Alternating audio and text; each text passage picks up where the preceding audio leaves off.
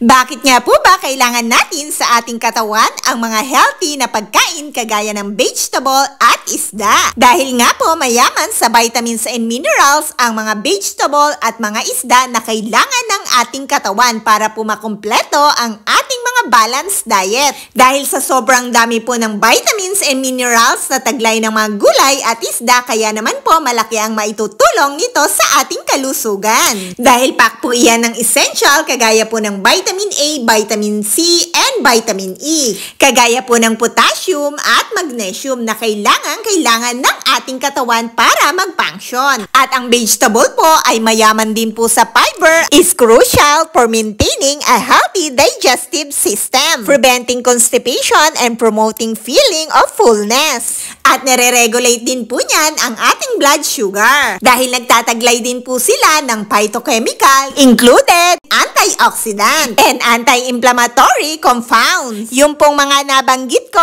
ay tumutulong para protektahan tayo na makaiwas sa napakaraming chronic disease. At kapag po ang ating mga kinakain ay mayaman sa vitamins and minerals kagaya nga po ng mga vegetable at isda, sa ganung paraan po ay makakaiwas tayo na magkaroon ng sakit sa puso.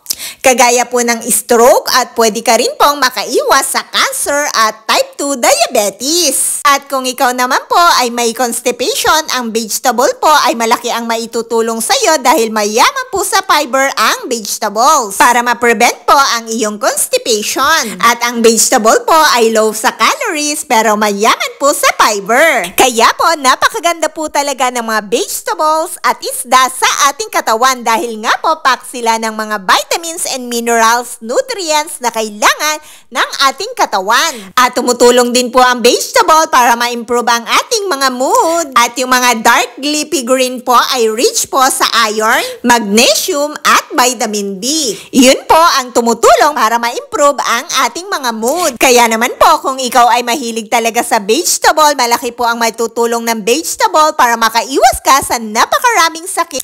At bakit naman po ba napaka-importante ng isda sa ating balanced diet? Dahil nagpo-provide din po yan ng essential nutrients and high quality po yan ng protein at merong vitamins and minerals, especially omega-3 fatty acid.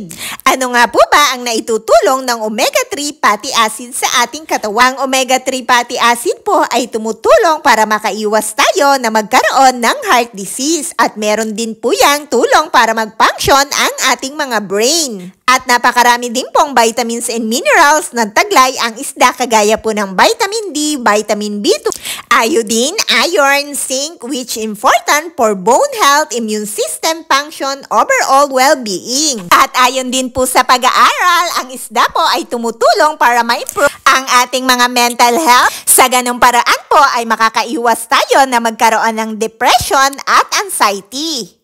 Kaya po, piliin po dapat natin ang mga healthy pagkain para iwas po tayo sa napakaraming sakit. So guys, always remember, eat enough and nutritious food to always be in good health.